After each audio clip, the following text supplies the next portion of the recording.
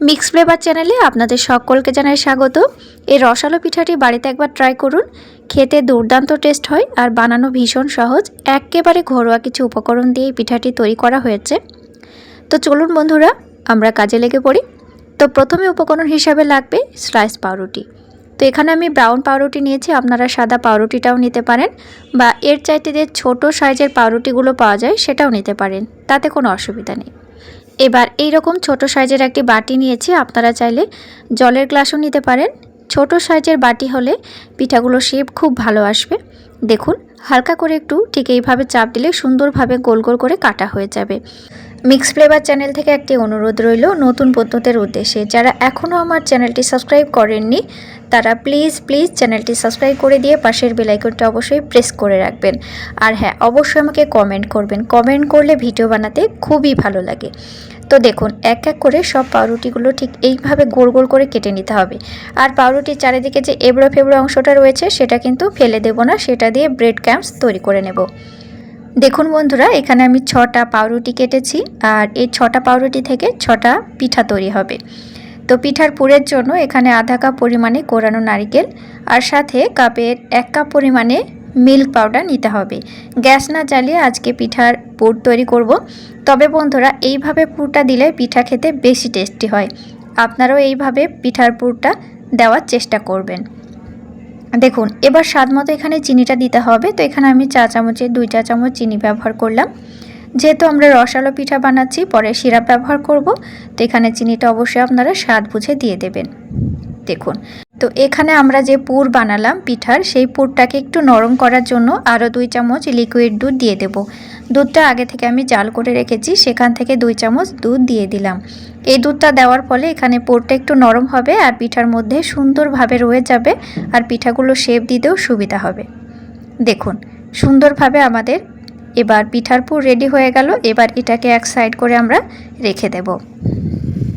এবার একটি পাউরুটির পিস বেলন চাকির উপরে রেখে এইভাবে একটু চেপে দিতে হবে, তাহলে পাউরুটিটা খুবই পাতলা হয়ে যাবে, সাথে আবার একটু বড়ও হয়ে যাবে। দেখুন, এবার এখানে পরিমাণ মতো খিরসা দিতে হবে। তবে এখানে খিরসা খুব বেশি দেওয়ার দরকার নেই, খুব পেট পুরে খিরসাটা দিতে গেলে ভাজার সময় পেটটা ফেটে যাওয়ার সম্ভাবনা থাকে।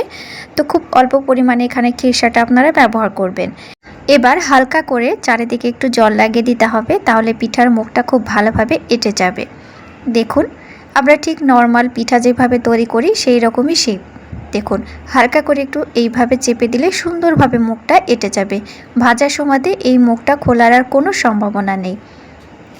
দেখুন, তো এক এক করে আমাদের সব পুলি পিঠা রেডি হয়ে গেছে।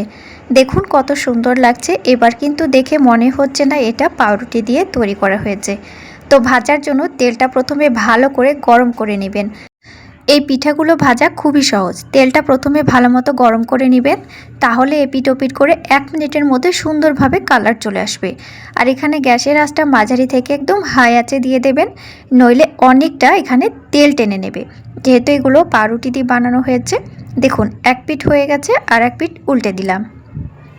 কত সহজেই পিঠাগুলো ভাজা হয়ে গেল। আর এখানে দেখুন, একটি পিঠার পেটও কিন্তু ফাটবে না, আবার পিঠাগুলো শেপ একই রকমই থাকবে। তবে অল্প অল্প করে পিঠাগুলো ভাজার চেষ্টা করবেন। দেখুন বন্ধুরা, সুন্দর কালার এসেছে। এবার আমি উঠিয়ে নিলাম। সুগার সিরাপের জন্য এখানে 2 কাপ চিনির সাথে 1 কাপ জল দেব। তো এখানে সিরাপ একটু পাতলা হবে, তবে চিটচিটে হবে। আমাদের পিঠাগুলো রেডি হয়ে গেছে। দেখুন, সুন্দর কালার এসেছে। এইভাবেও পিঠাগুলো পরিবেশন করতে পারেন। এইভাবে পিঠা খেতে খুবই ভালো লাগে। সিরাপটা খুব গরম অবস্থায় কখনোই পিঠার উপরে ঢালতে যাবেন না, তাহলে পিঠার গায়ে ফোসকা হয়ে যাবে, পিঠাগুলো গলেও যেতে পারে। তো দেখুন, সিরাপটা আমাদের রেডি হয়ে গেছে। সিরাপ থেকে ধোয়া ওঠা বন্ধ হয়ে গেছে। দেখুন, একটি আঙ্গুল এখন সিরাপের মধ্যে দিলে ডুবে থাকতে পারবে। এই রকম অবস্থায় পিঠার ভেতরে দিয়ে দেবেন।